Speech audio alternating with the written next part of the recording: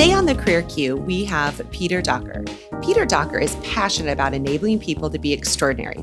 Inspired by the Golden Circle, Peter helps individuals and organizations harness the power of why. The result is extraordinary cultures and sustainable high performance. He illustrates his insights by drawing on examples from his previous flying, military, and industry career to explain principles that can be applied in any business. Since 2011, Peter has worked with Simon Sinek and the Start With Why team. He is the co-author of a new book called Find Your Why, which is a companion book to the best-selling Start With Why.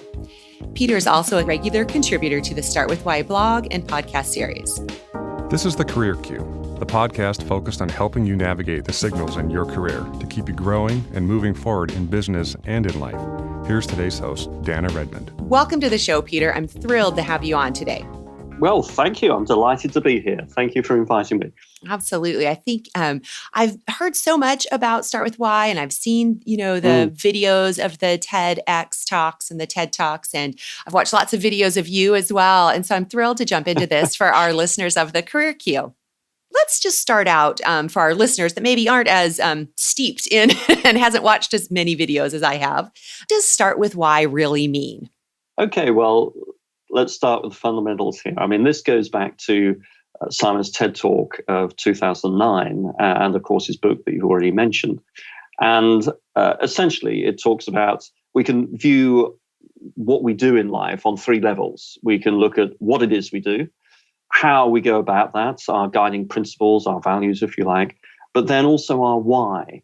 And we use the word why as shorthand for what's our cause, what's our higher purpose, what's our belief, why do we get out of bed each day?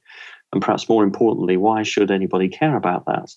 And most of us think, act, and communicate starting with what it is we do. I'm a banker, or I'm a retailer, or stockbroker, whatever it is. And then we go on to talk a little bit about how we do it.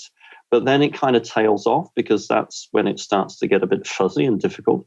But the inspired people, the inspired organizations, people who find fulfillment in what they do, they think, act, and communicate starting with why it is they do what they do, what their purpose is, what their cause, what their belief is. And that's how we inspire others as well, who may choose to come and be with us because they believe in the same thing too. So in a nutshell, that's what the Golden Circle is about: the why, the how, and the what. And it's a very simple model, and it works very powerfully because it's got nothing to do with psychology. It's got everything, though, to do with biology and how we're biologically wired in our brains. Oh, okay. So tell me more about that. What is the biology behind this, or how are we wired that way? Well, if we take a cross-section of the human brain, it fits into two parts, splits into two parts. We have the neocortex and the limbic part of the brain. And these two parts of the brain, they fit onto what we call the Golden Circle, the why, the how, and the what. So first of all, our neocortex, that part of the brain that we tend to spend years developing by going to school and college and university. The neocortex is responsible for us understanding facts and figures and data and logic, and also language. And that maps on to, if you like, the what part of the Golden Circle. Mm-hmm. But then we have the much more powerful limbic part of the brain. The limbic part of the brain maps onto the why and the how level. And the limbic part of the brain is responsible for feelings such as trust and loyalty, which are quite important in life, I found. But the limbic brain is also responsible for all human behavior, all decision-making, and yet it's got no capacity for language. So this is why quite often we hear ourselves saying, yes, I understand all the facts and figures and data. That's the neocortex speaking. But it just doesn't feel right. And we talk about making gut decisions or leading with our heart. Actually, it's the limbic brain that's stepping in there. And that's what's responsible for all decision-making. And the best we can come up with quite often is it just doesn't feel right. That's the best we can come up with because it's difficult to put it into words because it comes from the part of the brain that's got no capacity for language. So this is how it works at a biological level. And when we understand that, and when we can learn to think, act, communicate starting with why and be able to express those feelings that come from our limbic brain, then we can make better decisions in our lives. And also we can attract those more easily who believe what we believe. And it tends to be much more fulfilling when we're around the people who believe what we believe, and we can work with those who believe what we believe too. That's so interesting. And, I can see how this applies so well into people as they're choosing careers or, thinking about where to take their career next. So Yeah. how do you recommend people, how do they get at finding what their why is? What is their why?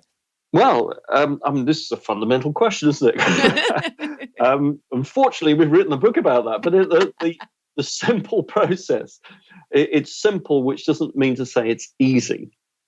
Okay, and the most important thing to remember about getting to your why is it's a discovery process. It's not a creation process. We don't sit down and figure out what a good why would sound like.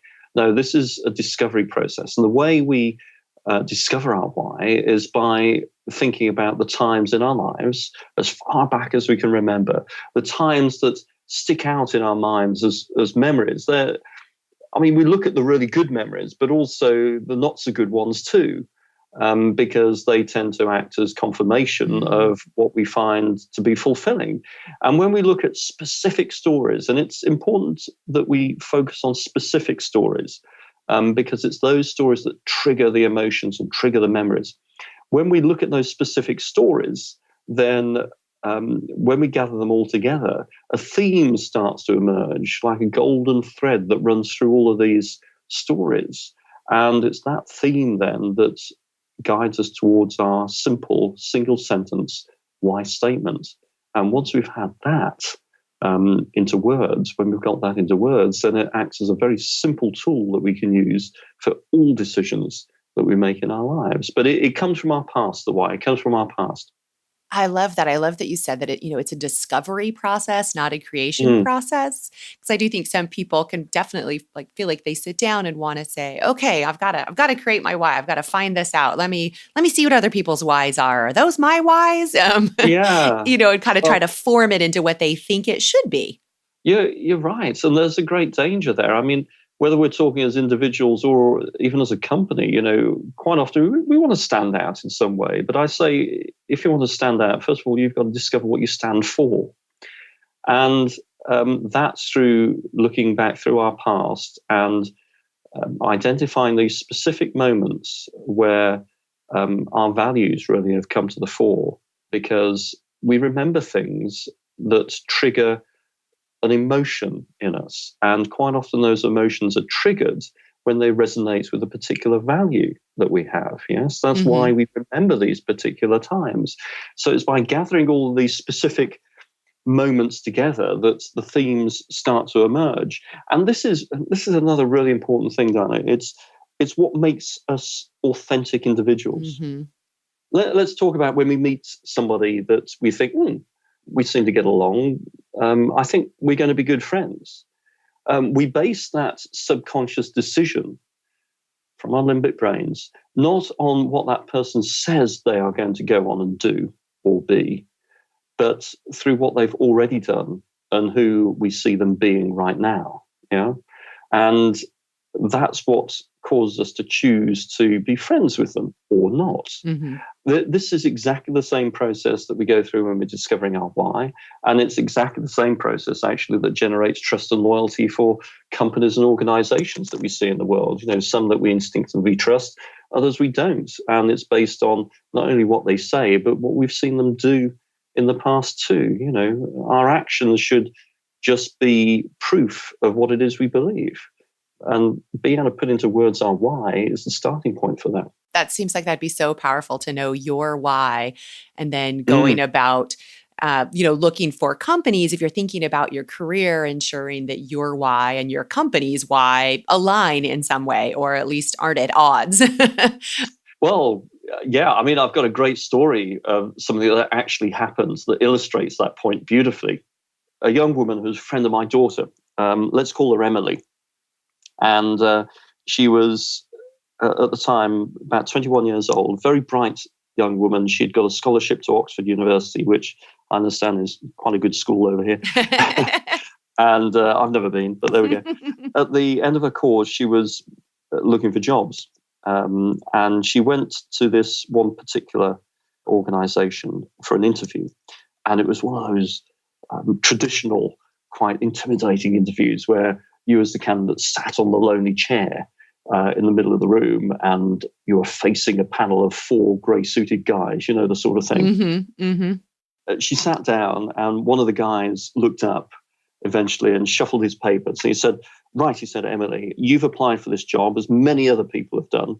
What is it that you are going to bring to our organization that others won't? Now, luckily for Emily, we'd done a why discovery and she knew her why. And so rather than being flustered by this, she sat there quite calmly on her chair with her hands in her lap. And she said, before I tell you that, she said, let me tell you why I get out of bed every day. She said, I get out of bed every day inspired to walk alongside others, to enable them to be all they can be. She said, I happen to notice from your website, that's exactly the sort of thing that you believe in too. So why wouldn't I apply to come and work with you? I also have these certain strengths and capabilities which I think are going to help contribute to building the vision of the world that you imagine. What do you think happened? Did she get hired? I would have said hire right away. Exactly. In those few seconds when she said those words, which weren't rehearsed, they were just coming, as we'd say, from her heart. You know, she didn't have to remember lots of fancy answers to lots of difficult questions. She just spoke from her heart. In those few seconds, everybody on that panel thought, she's one of us. That's the sort of phrase we use, isn't it? She's one of us. Let's get her in here. Then they looked at her CV, her resume, and probably thought something along the lines of, well, she doesn't have much experience, immediately followed by, well, she's only just come out of college. That's what you'd expect. She'll pick it up. She's one of us. Let's get her on board. Yeah? Yeah. So that's how it works. But you know what? Most of us spend many, many years sort of pecking around trying to find a company that we're going to feel comfortable with and a role that we feel comfortable with. And we're constantly on that search. But if we start off by having a search within ourselves to discover that why, then we've got the first filter that will help us find an organization that believes what we believe. And then we can find our place within that organization, whatever role it is we happen to have. I love that story, just being able to really rely on that why to help guide her. So what advice would you have for people if they feel like they, maybe know the why, they've done that work, but then really finding companies? Like, how do you think people can find out about companies or organizations and what those, bigger organizations' whys are? There are a growing number of organizations out there around the world, in fact, not just North America, that are starting to use this language of starting with why, which is wonderful. However, I think what we can do is we can use the power of the internet and company websites as the first starting point, where equipped with our own why, we've already got that filter, that lens through which to look at all of the information we can find out about companies that we feel we might like to work with. It helps us put into words to be more intentional around this feeling of why it is we might like to work with them. And once we start to gather our information about those prospective employers, we can then start to decide whether, do they actually do everything they talk about? Or are they, is it just marketing I'm looking at here? So it's essentially, it adds something to your exploratory process, the research that we all do when we're looking at opportunities out there. But it gives it an extra edge, an authentic edge. It's one where we're looking at these organizations from the perspective of why. What is it they stand for? What do they believe in? And there's some great examples out there. One currently I'm talking about that people tend to know about is a little startup company called Tesla. Yeah. They haven't made a profit yet, run by the rather interesting Elon Musk. Elon Musk is a very good example of someone who's the head of a company, well, several as we know, who can communicate starting with why. And for instance, the launch of their latest car, the Model 3, the launch was March of last year. And you can find the YouTube video of Elon Musk and the launch event for this car.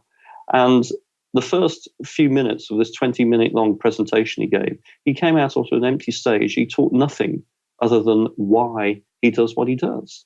And he talked about sustainable energy and part of that sustainable transport and the future of the human race. And he talked for about 3 or 4 minutes about this, why. And then he goes on to the how. And finally, right at the end, he said, anybody want to see the car then? When he gets to the what. So I think this is a matter of practice, coming back to your question. Practice understanding, first of all, very clearly what why means to us as individuals, getting clear on that and getting practiced at communicating, starting with why, backed up by all the stories that just act as proof of our why. And then using that experience to start examining potential employers and companies we'd like to be associated with through that lens. And the more we learn about ourselves, the better we are equipped to learn and interpret what we hear from others who might not be so practiced at communicating, starting with why. But as we practice, we will then be able to identify those organizations, those companies that we think, maybe, just maybe, I'm going to be a good fit here.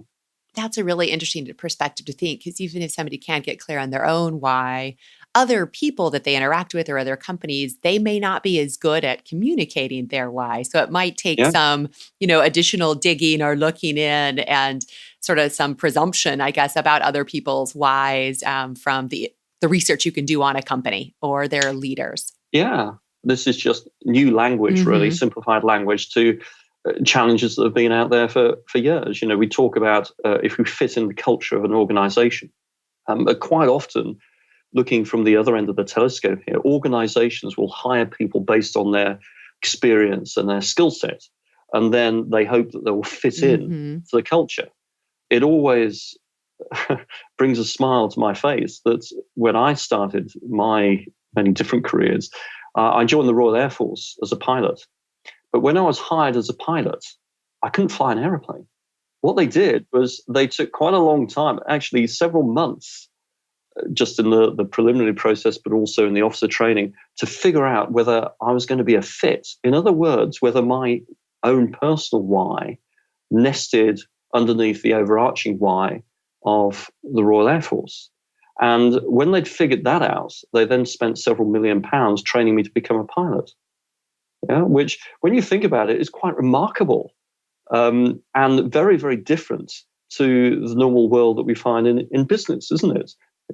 We tend to hope that somebody fits into our culture when we hire someone, but sometimes it doesn't quite work out like that. So there is nothing new about this, but starting with why and understanding ourselves through that lens helps us to better go and view other organizations, or rather view organizations that we'd hope to join as an employee through that lens and figure out, well, am I going to be a fit within that company? That's so interesting. I love that perspective of you joining the Royal Air Force, right? Is that, they weren't looking for pilots who then they could then train in, the Royal Air Force way. They were taking people who they thought got it and, fit in their culture. That's I'd never given that much thought that in some of the really important roles in our military and our political systems, we really look at that versus, we look at that potential or that why versus that skill set you are bringing with it. It isn't just pilots. You mentioned the whole military there. We look at the culture, we look at the character rather than the skill set. Obviously, if I hadn't been capable of walking a straight line across the road, right. some basic coordination, they probably wouldn't have hired me. But they look at the culture first. That's so interesting. So what can someone do if they find themselves maybe in a job or in a company that doesn't match their why? Well, we come across this question quite often, and it's a legitimate question. The first thing is do nothing. By that, I mean, we would not encourage anybody to make a snap decision and suddenly decide overnight, it's not a good fit, I'm going. what it does do, when you've discovered your own why, what it does enable you to do is to look at the work that you currently do through different eyes. And you may well find that actually you can interpret what it is you do through your own why, and therefore find greater fulfillment through what you do. Now, I find this all the time when I go and help companies. I was just with a company over in Hong Kong, taking them through a why discovery process. And for the first time, the people in the room, many of whom were it was a financially based company. So many people in the room were just focused on numbers. That's what they did day in, day out. But as I took them through the company why discovery, and they started putting into words the why of the company, their eyes lit up because they could suddenly see the contribution and impact they made to the wider cause of the organization. And so when they walked out the room, they had a different way of relating what they did to the organization or within the organization. And so they felt more fulfilled. There are only two things in this world. There is content and there is context. Content is the stuff that we do. Context is what gives that stuff meaning. It's like a jigsaw puzzle when we're kids. Mm-hmm. The content are all the bits of the jigsaw on the table, 1,000 pieces of jigsaw, and they have no meaning whatsoever until we see the picture on the box, which is the context. Sometimes when we discover our why and we're in a job that maybe we haven't previously felt fulfilling, it enables us to look at all those jigsaw pieces on the table, the content of what we do, and it's like being able to turn them over and find a different picture on the other side. And so we can put together what it is we do at work in a different way, and it makes different sense because you've shifted the context. We started to look at what it is we do through the eyes of why we do it. And all of a sudden it takes on fresh meaning because we've shifted the context. So this is what we can choose to do if we feel that the work that we're currently doing isn't a fit with our why. First of all, try reinterpreting what it is we do through why we do it, and to see if we can find a better fit within the work we do just by shifting the context and choosing to interpret it differently. I love that. I think that can be so powerful, probably in a lot of settings of shifting that context. Okay. And if you can look at it just in a different way, being so important. Peter, I've heard you talk about the warehouse of possibility. Could you talk a little bit about that and what that means? Sure. Okay, so the warehouse of possibility, this is something I normally draw, but I'm sure I can describe it. The warehouse of possibility, it's a big empty warehouse with nothing in it, but the warehouse is holding that possibility. So let me explain. The big strategic example I use is that everybody can get actually is of when former President JFK stood up and said, we're going to put a man on the moon. He said that, and nobody had ever done it before. But when he declared it to the world, he was very clear on why he was doing it. And there wasn't any doubt whatsoever in the way he was saying it and his commitment to that. He was declaring that commitment. And he had an unshakable conviction that this was going to happen within the time frame that he said. Before the end of the decade, America was going to send a man to the moon and bring him back safely. And when he spoke that unshakable commitment, which the courage for that came from his why, or the why for America at the time. And when he stated that, it was as if he created this big empty warehouse of possibility. The possibility was putting a man on the moon and bringing him back safely. And in that empty warehouse, there was nothing except one little office in the corner. And that little office was the office of the man who said, oh, it can't be done. And how many times have we come across that? But actually, that guy in that office is very important because he acts as a catalyst for others who are inspired by this possibility to come and build their offices in that big empty warehouse. And the first office was perhaps the office of the solution of we figured out how to get 3 astronauts off the surface of the Earth and into orbit. And then somebody else came and built their office. And that was the solution for, we figured out how to keep them alive en route to the moon. And then somebody came and built their office, which was the solution to, we figured out how to get into orbit around the moon. And then another office, which was how to get 2 astronauts onto the surface of the moon, how to get them off the surface of the moon, how to rendezvous with the command module again, how to get them back safely towards Earth's orbit. We've solved then the heat shield problem, the re-entry problem, the splashdown problem, the recovery problem. And eventually, all these different offices are built in that empty warehouse with all the different solutions that make up the whole. And eventually, there's no longer any room for that guy sat in the first lonely office of it cannot be done. And he's forced out the door.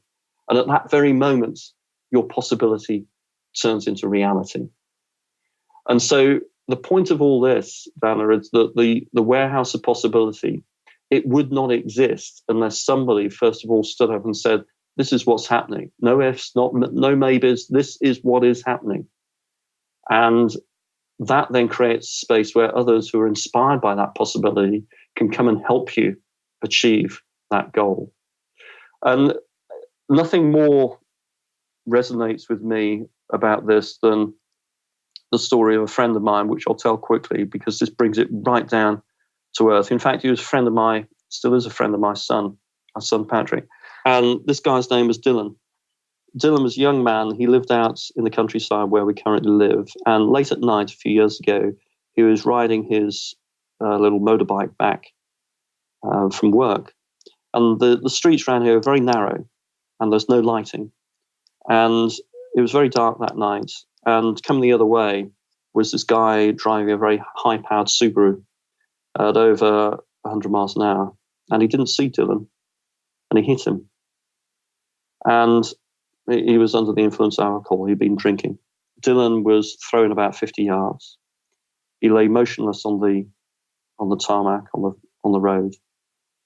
He had his back broken. He had internal injuries. His arms were broken.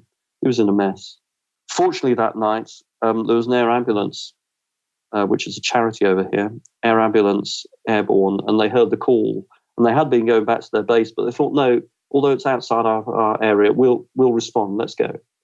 And they landed a few yards down the road from where Dylan lay. And the paramedics got to him and did their wonderful things and managed to stabilize Dylan, which was quite remarkable. The one thing I didn't mention, which is rather significant, was that his neck had partially been severed and cutting through his vocal cord. He was in a mess. But they managed to get into hospital, and the surgeons did their fantastic job, and Dylan survived. And some months later, it would have been the April or thereabouts, I was driving through the local villages here, and I saw Dylan out in his wheelchair. His mother was pushing him around to get some fresh air. He clearly couldn't walk, but he got his arm in a sling as well. And I thought, oh, it's Dylan, I've got to stop and go and see him. So I pulled up, put the handbrake on, went over to him. I said, Dylan, fantastic to see you. You know, how's it going? And he turned to me and said, it's been pretty tough. He said, I've had 20 operations so far. I've just had one last week where they've taken a nerve from my leg and put it in my arm, and then hopefully I'll get use of my arm back. He said, but we're doing all right. And his voice was very thin because of the injury. It cut through his vocal cord. So his words weren't very powerful in themselves, but then he turned to me and said something quite remarkable. He said, in 6 months' time, I'm going to run a half marathon. Will you sponsor me? I looked at this broken kid in this wheelchair. Had he got any experience of walking, let alone running since his accident? No, none whatsoever. Were his words complicated or strong? No. They were very simple. But there was absolutely no hesitation, no failing in his voice in the way he spoke, and total commitment. In that moment, he created his warehouse of possibility. And there may have been some people around saying, yeah, nice words, but you're never going to do it. But actually, he inspired the doctors, the nurses, the physiotherapists to help him achieve this goal that he declared. And I was giving a talk, actually, and I mentioned this story. It was out in the Middle East, and it was about 6 months later. I looked at my watch. I said, You know what? Right now, Dylan is running that half marathon. And he's continued to run half marathons ever since to raise money for the air ambulance that saved his life. In fact, he ran one just this weekend. So that's the warehouse of possibility. When you have the courage given to you through being able to put into words your why, you can then inspire others through whatever it is you want to achieve, even though it might seem impossible. By sharing the commitment you have, the dedication you have, inspired by your why, you can inspire others. And together, they can help you learn your way through to achieving what it is you're going to achieve. Wow, that story about Dylan brought a tear to my eye. I mean, that's so compelling that, he just had this belief, like that's what he was going to do. And then Totally. it really did. I can just imagine all of the healthcare workers around him and his friends and family saying, yep, that's what Dylan's going to do. And we've got to do our part to get him there. So I can just see that power of people thinking about their own, warehouse of possibility and bringing the right people along and just sort of stating it out there if that's what you want for your career, for your life, and having Totally. people, because people are going to be willing to help you and believe in you. Absolutely. And this is the thing. Once you make that commitment, and quite often for many people, the first time they make that sort of declaration is when they choose to go and do a college degree. There's always people out there say, oh, no, you don't want to do that. You want to do something else.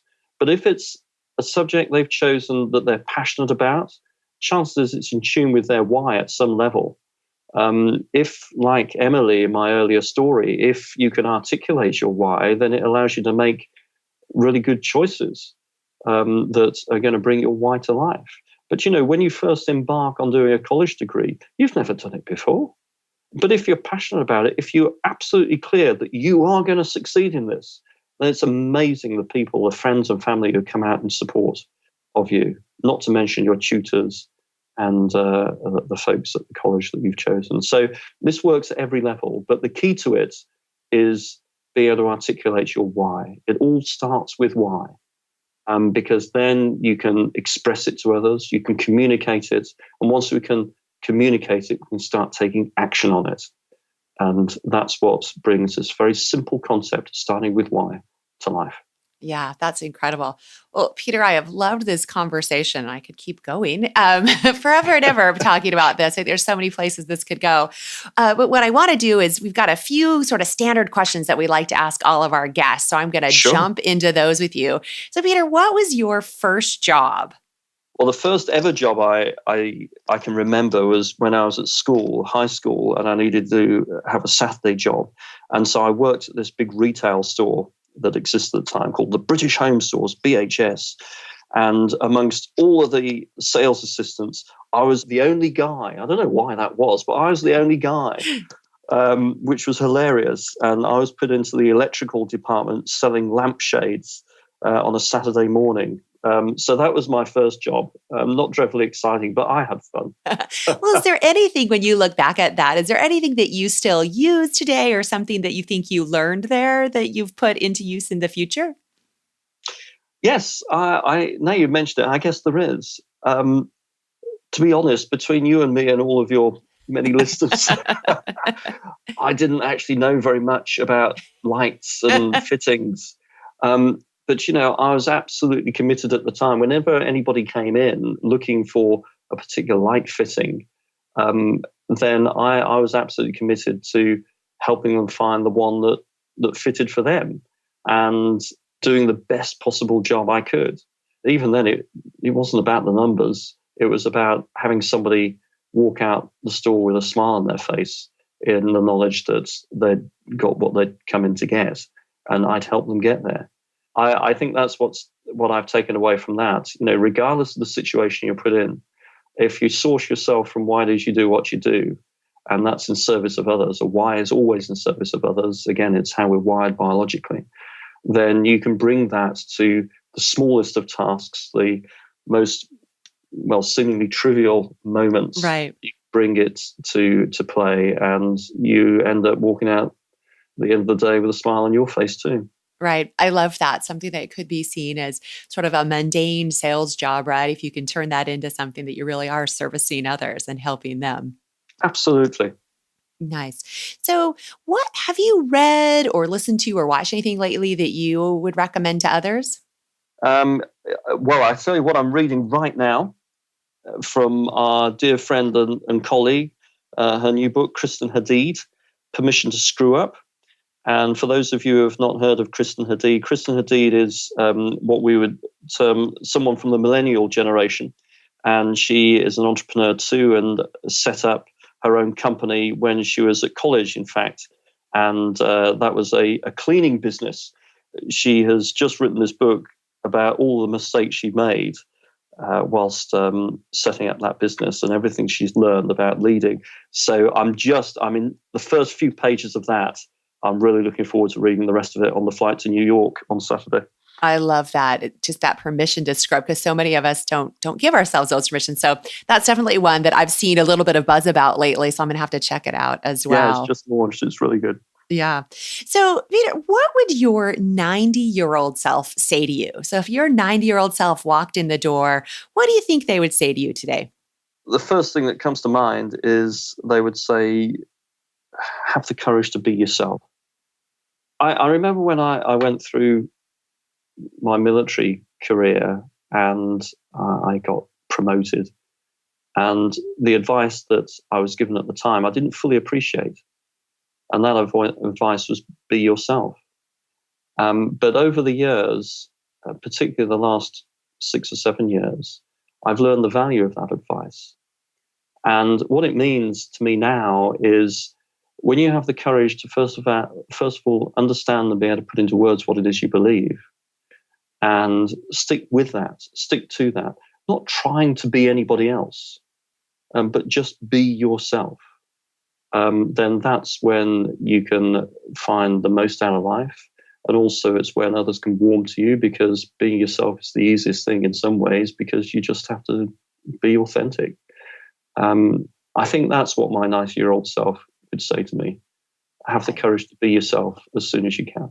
I love that because it does gives you that authenticity, that just be yourself, and because you're going to be the best person that can be yourself. So there's no one else. Yep, for sure. Well, thank you so much, Peter. This has been great. If our listeners want to learn more about you and your work, what's the best way for them to do that? Well, I guess there's a couple of websites you can find information on. First of all is the Start With Why website, startwithwhy.com. I'm one of the igniters, taking out the message of starting with why to people around the world. So there's some information there. Also, I have my own little website where there's more snippets, blog articles and whatever. And that's called, or the address for that is Why Not Unlimited. So WHYNOTUNLIMITED. That's a mouthful, isn't it? Why Not Unlimited? And so there's things there that people should find useful. So those are the two main websites. Wonderful. Great. And I hope all of our listeners will go and check those out. For all of our listeners, I just want to say thank you for listening today. Be sure to subscribe on iTunes and leave us a rating and ranking and let us know what you think. And then you can check out the notes from my interview with Peter on our website at thecareerq.com. So Peter, thank you very much. You're very welcome. It's been a pleasure. Thanks for listening to today's episode. Be sure to head on over to thecareerq.com, where you can get more information, show notes, and related articles to today's topic. Also, if you like what you're hearing, head on over to iTunes, subscribe to the podcast, and make sure you leave us a rating and a review. We'd love to hear your feedback. Thanks again.